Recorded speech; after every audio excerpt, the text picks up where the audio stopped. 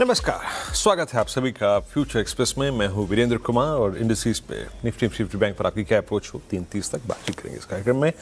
और कुछ stock futures, कुछ ऑप्शन ट्रेड्स, हमारे साथ एक्सिस सिक्योरिटीज से होंगे राजेश पालविया। राजेश जी नमस्कार, कार्यक्रम में स्वागत है आपका। मैं आ रहा हूं आपके पास आपके व्यूज के, लेकिन उससे पहले एक बार इंडस्ट्रीज को देखते हैं। निफ्टी बैंक करीब 57,632 पे, निफ्टी करीब 24,562 पे, 52 अंक नीचे ट्रेड करता हुआ। और जरा प्लीज़ रखिएगा स्क्रीन पे लेवल्स, यस। और देखिए आज इवेंट्स इतने सारे लाइन अप थे कि पूछिए मत। वॉल स्ट्रीट से स्ट्रॉन्ग क्यूज, क्रूड का रिट्रेसमेंट और उसके बाद आरबीआई की पॉलिसी। जैसा अगर आप देखें तो हम मान के चल रहे थे पॉलिसी मोर और लेस वैसी ही थी। कुछ देर में हम पॉलिसी में अगर आप देखें जो प्रेस कॉन्फ्रेंस होती है उसमें शिरकत करेंगे और गवर्नर साहब पत्रकारों के प्रश्नों का जवाब दे रहे होंगे, तो उसमें हम कुछ देर में शिरकत करेंगे। बट मोर और लेस अगर आप देखें पॉलिसी जो थी कि अगर आप देखें जो बेंचमार्क रेट्स थे उसमें कोई परिवर्तन नहीं किया गया। वैसे अगर आप देखें तो उम्मीद लगाई थी हमने, वैसा ही हुआ। बट एक बात है कि जो ग्लोबल मार्केट्स में तेज़ी थी हमने उसमें पार्टिसिपेट नहीं किया। हमने क्रूड की कमज़ोरी को भुनाने की कोशिश रत्ती भर नहीं करी। तो आप इसे क्या कहेंगे?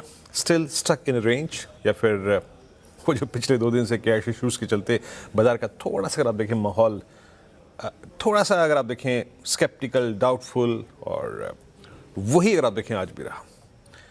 देखिए मैंने आपसे कहा था कि कल के अगर आप देखें उस सब्सटेंशियल प्राइस जो मूवमेंट था पोस्ट कैश, है ना, जो निफ्टी जाके क्लोज हुआ, उसके बाद ट्रेजेक्टरीज को डिफाइन करना थोड़ा सा मुश्किल था। स्टॉप लॉसेस, बेस, रेजिस्टेंस बहुत डिफिकल्ट था, यकीन मानिए। जब क्लोजिंग प्राइस ऐसी ट्रेजेक्टरी के पास ना हो जहां पे आप टाइम स्पेंड किया हो, बहुत मुश्किल होता है। और क्योंकि पूरे दिन कारोबार हुआ था करीब 24, 460, 70, 500 के आसपास, कॉल आइटर्स थे 600 पे, क्लोजिंग हुई 600 के ऊपर, तो बहुत सारे इफ्स एंड बट्स थे। बट स्टिल मैंने थोड़ा सा अगर आप देखें लेवल्स निकालने की कोशिश की थी। मैंने आपसे यही कहा था कि बाजार अगर ऊपर की तरफ एक्सपेंड करना चाहेगा तो उसको पहले RS1 बाइसेक्ट करना पड़ेगा, और RS1 अगर बाइसेक्ट नहीं किया तो अगेन ड्रिफ्ट होगा। और इन दैट केस आपके पास अगर एक लॉन्ग ट्रेड को पिक करने का स्कोप है, देखिए 691 का वो जोन था। निफ्टी का जरा इंट्राडे हाई रखिएगा जरा प्लीज। निफ्टी का इंट्राडे हाई क्या था? निफ्टी का इंट्राडे हाई था करीब 677, यानी उससे करीब 14-15 अंक नीचे ऊपर से ही घूम गया, क्रैक हुआ। और क्या बात हुई थी हमें कि अगर हमें लॉजिकली, मैं फिर कह रहा हूँ याद रखिएगा, बाजार का कॉन्फिडेंस अभी चरम पर नहीं है। चरम पे क्या, अगर आप देखें मध्यम दर्जे का भी नहीं है। तो कॉन्फिडेंस थोड़ा सा अगर आप देखें हिला हुआ है। नया सिस्टम इन प्लेस है, लेट्स सी अगर आप देखें कैसे कैसे बाजार इस सिस्टम को अपनाता है, इसके साथ जिसे कहते हैं तालमेल बिठाता है। टाइम लगेगा, इसमें कोई राय नहीं है। तो बेस क्या था? बेस था इस मद्देनज़र कि वहाँ पे 24,500 पे पुट राइटिंग है, 24,400 पे पुट राइटिंग है। हम एक ड्यू रिस्पेक्ट देंगे बेस 1 को in order to play a reversal trade. तो अगर आपने रेंज का सम्मान किया तो ऊपरी रेंज अभी तक कायम है, और अगर आप रेंज का सम्मान करना चाहते हैं तो जब निफ्टी 538 या फिर 484 पे आए तो एक रिवर्सल की उम्मीद रखिएगा। बट फिर कह रहा हूँ लेवल्स पे, राइटर्स पे कन्विक्शन आना थोड़ा सा भी टाइम लगेगा। बट अगर बेस 1 टूटता है किसी भी सर्कमस्टेंसेज में तो अ ड्रिफ्ट टुवर्ड्स बेस 2। अब बेस 2 की समझिए कहानी क्या है। बेस 2 की कहानी ये है, अ स्लिप टुवर्ड्स 200-day एक्सपोनेंशियल विच पॉसिबल है। स्टैट्स लिखा है, ये स्टैट्स क्या कर रहे हैं? देखिए एक अच्छी बात यह है कि अब वीकली कॉन्ट्रैक्ट की एक्सपायरी बहुत दूर है ना। बुधवार, गुरुवार, शुक्रवार, सोमवार, मंगलवार, काफ़ी दिन है। तो अब हमें वो वाला अगर आप देखें तो ऑप्शन वाला गेम तो नज़र नहीं आ रहा है। 6 करोड़, ये 24,600 पे अच्छी कॉल राइटिंग हुई है, 650 पे अच्छी कॉल राइटिंग हुई है। और आप ये समझिए इस सिंपली स्टैट्स का मतलब ये है 650, 700 एक स्ट्रॉन्ग कॉल राइटर्स होना है, वो एक स्ट्रॉन्ग सप्लाईज होना है। और जिस प्रकार का पुट राइटर्स का अगर आप देखें अलाइनमेंट है 24,600 पे, 500 पे, it simply suggest 550, 600 will act as a support. तो यही मान के चलता है। अभी हम इन आंकड़ों से कंफर्टेबल नहीं है, अवॉइड कीजिए। ये भी एक बढ़िया रणनीति है। अगर आप इंडेक्स पे कंफर्टेबल नहीं है, कन्विक्शन नहीं आ रहा है, तो अवॉइड कीजिए। और लेके आइए दूसरा बात, निफ्टी बैंक। आपको क्रूड के रिट्रेसमेंट का एक एडवांटेज देना था, आप नहीं ले पाए। मैंने आपको सुबह एक बात कही थी कि 58,081 एक स्ट्रॉन्ग सप्लाई जोन है, उसको पार करना as of now looks difficult. 58,000 के जो कॉल राइटर्स हैं, जो मंथली कॉल राइटर्स होते हैं, इतने कन्विक्शन के साथ बैठे हैं कि पूछिए मत। और बाजार उसको लांघने के मूड में अभी है नहीं। बाजार गया उस ट्रैजेक्टरी में, कोलैप्स हो गया। इस बीच आइए प्रेस कॉन्फ्रेंस में शिरकत करते हैं आरबीआई की। Policy statement more dovish than expected, and their reasoning was, if you look at your inflation forecasts, it is above 5% for almost 1 year. That means well above your target by 100 basis points, well above the given target. As well, the real rate therefore becomes negative for a better part of the next 6 months or so. So, is it that you are going to concentrate on core inflation? And when you deduct, you're looking at T-bill. If you take the T-bill 1 year ahead and deduct the 1 year ahead core, only then you come somewhere near a real rate of 1.4. I mean, are you going to be reconciled to a negative real rate or a very, very low real rate? So let me first of all say, I mean, we are neither, dovish nor are we hawkish. We feel that this is the right policy rate for the given growth inflation dynamics that we are in today and the outlook that we have projected ourselves. There is a lot of uncertainty, which will, of course, play out. The framework is very clear. I don't think there should be any confusion about the framework. Our target is headline. It's not core or core excluding pressure. It is the headline inflation, which is the target which has been given to us, and we'll continue to be guided by the headline inflation.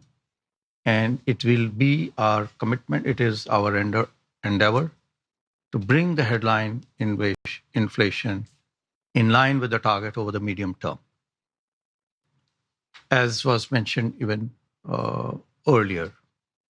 Now, why we look at core and core is because we need to know as to what the underlying inflation is and where headline or underlying inflation is going to converge going forward, because headline inflation because of food and now because of fuel, because of the external shocks, can be very volatile.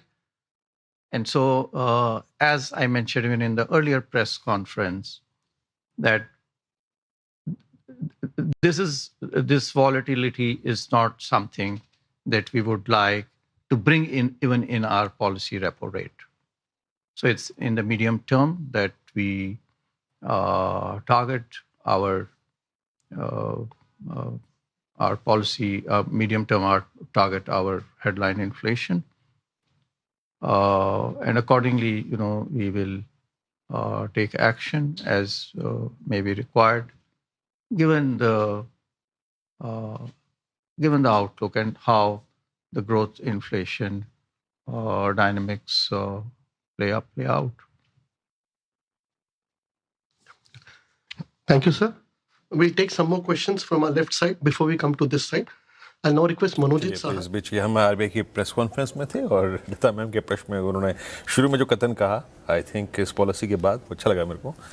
ना हम hawkish न डॉविश comment हमारे मान के चलिए आप ही। खैर बाकी यार आप देखिए अंदाजा आपको लग ही चुका होगा। अब आते हैं बाहर, एक बार फिर समय का थोड़ा अभाव है तो इंडेक्स पे देखिए मोर लेस मेरी बातचीत पूरी हो चुकी है। सुबह का जो आपको जोन दिया था base one on both indices will act as support, अभी भी ऑप्शन स्टैट्स इस बात का अगर आप देखें को सपोर्ट कर रहे हैं कि हम उसे होल्ड करें एटलीस्ट, है ना, और रेजिस्टेंस पे रहेंगे। राजेश जी, इंडेक्स पे आपका व्यू क्या है इस वक्त? नमस्कार। Good afternoon Virendra ji. सो देखिए इंडेक्स पे व्यू तो अभी हमें लगता है कि जब तक हम डिसाइसिव ब्रेकआउट नहीं करते 24,700 का, यहाँ पे हमें लगता है कि एक रेंज बाउंड एक्टिविटी रहेगी। यहाँ पे लोअर साइड पे जो सपोर्ट है वो करीब 24,500 24,450 ये रेंज पे सपोर्ट है और ऊपर में 24,700 मेजर हर्डल है। तो हमें लगता है कि जब तक ये लेवल का ब्रेकआउट नहीं होता है निफ्टी में, जब तक एक रेंज बाउंड एक्टिविटी रहेगी, डाउन साइड में जब भी आपको अवेलेबल होता है निफ्टी टुवर्ड्स 24,600 24,500 के आसपास मिलता है तो वहां पे आप बाय करें।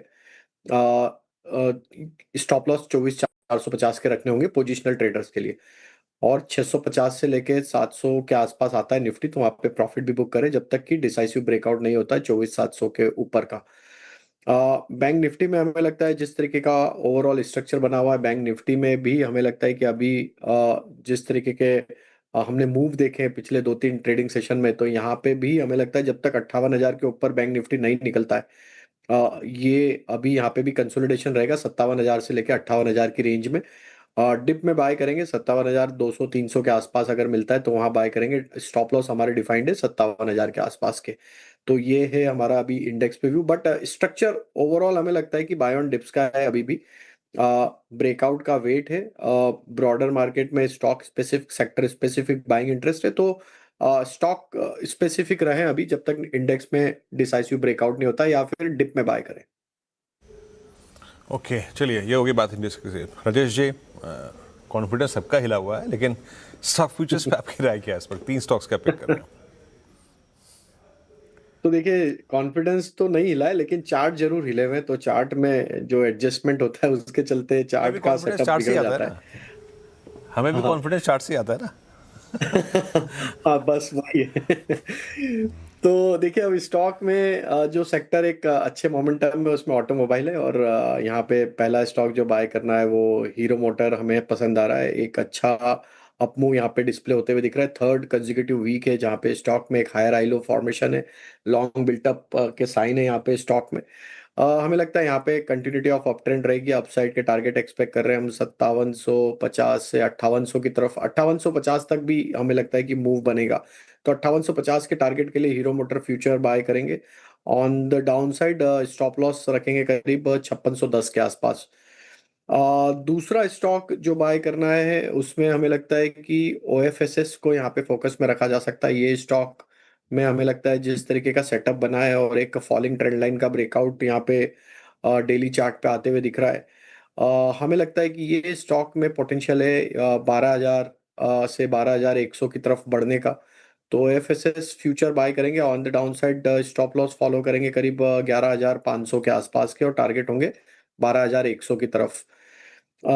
तीसरा जो हमें लगता है यहाँ पे स्टॉक बाय किया जा सकता है, उसमें हमें लगता है कि फार्मा एज ए स्पेस पसंद आ रही है, और फार्मा में हमें लगता है कि काफ़ी स्टॉक्स है जहाँ पे एक अच्छा कंसोलिडेशन एक रैली के बाद देखने को मिला है।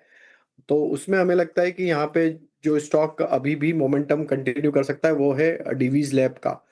हालांकि थोड़ा साइडवेज है पिछले 2-3 ट्रेडिंग सेशन से, बट हमें लगता है यहाँ पे वापस से अपमूव अनफोल्ड होते हुए दिखेगा। अपसाइड के टारगेट एक्सपेक्ट कर रहे हैं 8,650 से 8,700 की तरफ। On the down side stop loss होंगे करीब 8,300 के। ओके, 3 ट्रेड्स हो गए। यहाँ पे एक ब्रेक का वक्त है, और ब्रेक के बाद कहीं मत जाइएगा। ब्रेक के बाद हम बातचीत करेंगे आज राइट्स के मैनेजमेंट के साथ। हमारे साथ श्री राहुल मित्तल साहब CMD राइट्स के मौजूद होंगे बात करने के लिए नंबर्स पर। एक छोटे से ब्रेक के बाद हाजिर होते हैं।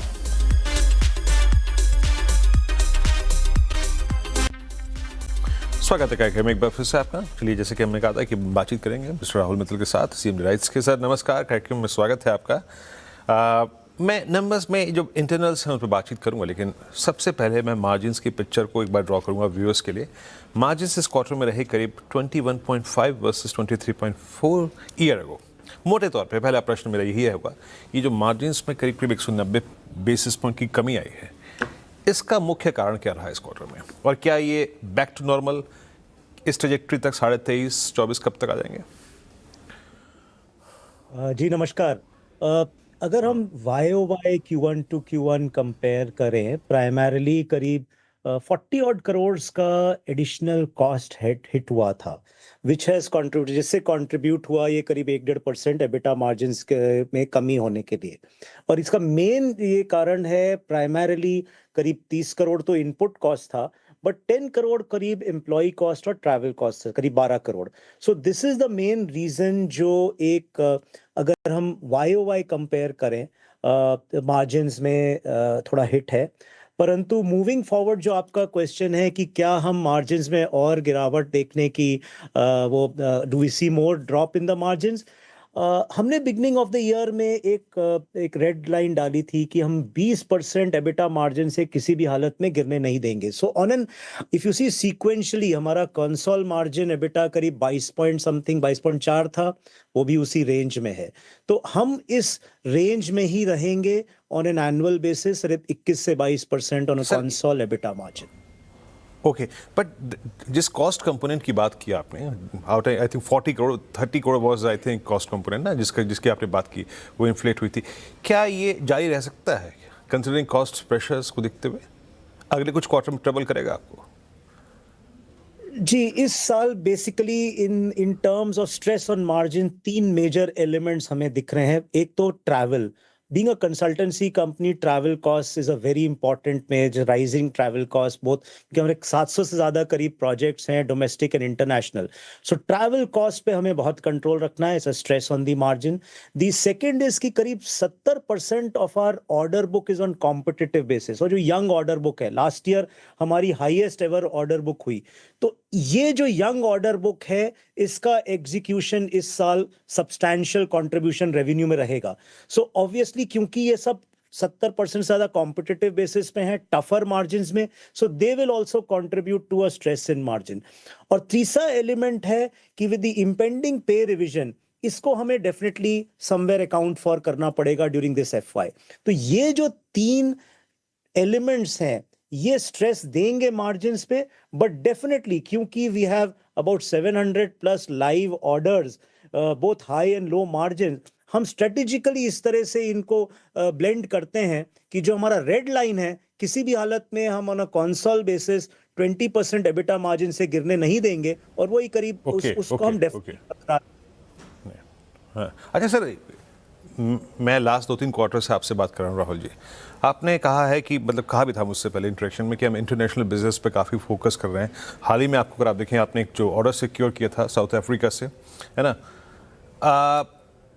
आगे जाके क्या ग्रोथ देख रहे हैं आप, आई मीन अंतर्राष्ट्रीय कारोबार में, और इसका पूरे के पूरे मतलब फिस्कल में क्या मतलब ग्रोथ देख रहे हैं, और by the end of the fiscal ये यहाँ पे जो पूरा आउटस्टैंडिंग ऑर्डर होगा वो अप्रॉक्सीमेटली कितना होगा, कितने से क्लोज कर सकते हैं आप?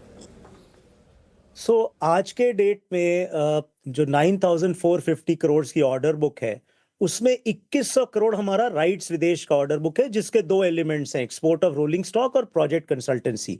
और इसमें अभी हम लोगों ने जो रिसेंटली जुलाई में ये करीब 300-350 करोड़ का साउथ अफ्रीका ऑर्डर बुक जो ऑर्डर मिला था, वो अभी इंक्लूड नहीं किया है ऑर्डर बुक में, ऑल्दो हमने स्टॉक एक्सचेंज को डिक्लेयर किया था as an LOI, because agreement sign होने कुछ हफ्ते में हो जाएगा, तब हम उसको ऑर्डर बुक में इंक्लूड करेंगे. तो गोइंग फॉरवर्ड हमें ये डेफिनेटली, चाहे वो प्रोजेक्ट कंसल्टेंसी हो या एक्सपोर्ट ऑन रोलिंग स्टॉक है, तमाम बिड्स पाइपलाइन में हैं. Definitely despite increased execution from the international business, ये ऑर्डर बुक मैं देखता हूं कि बढ़ेगा. इन terms of revenue contribution from international business, आपने सही कहा, मैंने आपसे पहले भी इंडिकेट किया था, ये हमारा बहुत फोकस एरिया है. हम कोशिश कर रहे हैं कि एटलीस्ट करीब 15% contribution minimum of the overall पाए हमारा इंटरनेशनल बिजनेस से इस साल रहे, और जो हमारा लॉन्ग टर्म गोल है कि on a steady basis at least 20% हम एम कर पाए. ओके सर, राहुल सर, एक आखिरी प्रश्न पूछूंगा आपसे यहाँ पे, और ये टर्नकी प्रोजेक्ट्स हमें अप्रॉक्सीमेटली 10 to 15% जो कंट्रीब्यूट करते हैं, यहाँ पे रेस्ट ऑफ द फिस्कल के लिए आपका आउटलुक क्या है? देखिए, turnkey projects low margin projects होते हैं, और ज़्यादातर हम उनको आइदर क्लाइंट हमें चाहता है कि टर्नकी मोड में लें क्योंकि सिंगल विंडो से डील करना हो, या कहीं स्ट्रेटेजिकली किसी ज्योग्राफीज में क्लाइंट्स में हम लेते हैं. सो बाय एंड लार्ज ये ब्लेंड को लोअर करते हैं मार्जिन्स को, ऑल्दो ऑर्डर साइज बड़ा होता है. हमारी टर्नकी ऑर्डर बुक काफ़ी सब्सटैंशियल है, अभी 50% ऑर्डर बुक हमारी टर्नकी में है. ये अब एग्जीक्यूशन शुरू हो गए हैं, मोस्ट ऑफ द कॉन्ट्रैक्ट्स इनके इन प्लेस हैं, एग्जीक्यूशन स्टार्ट हो गया है. तो इस साल ये काफी सब्सटैंशियल कंट्रीब्यूट करेंगे, करीब मिनिमम 30 से 40% of the total revenue on an annual basis turnkey mode से आएगा. ओके ओके, तो सर बहुत बहुत शुक्रिया, और आपने मार्जिन्स के फ्रंट पे और अंतर्राष्ट्रीय कारोबार के फ्रंट पे चीज़ों को क्लियर किया, और आपने इनफैक्ट इस बात को एक्सपेक्ट किया कि हाँ कॉस्ट प्रेशर्स हैं, और माइट भी कुछ क्वार्टर तक अगर आप देखें तो थोड़ा दबाव डालेंगे, लेकिन आपने एक रेड लाइन ड्रॉ की है अपने लिए, है ना. बहुत बहुत शुक्रिया sir, and best of luck for next quarter. बहुत बहुत शुक्रिया आपका इस कार्यक्रम में जुड़ने के लिए. मार्केट्स एट डे लो, दिन के हम निचले स्वरूप पर ट्रेड कर रहे हैं एज ऑफ नाउ। निफ्टी 24,570। छोटा सा ब्रेक और ब्रेक के बाद आज का ऑप्शन ट्रेड हाजिर होते हैं।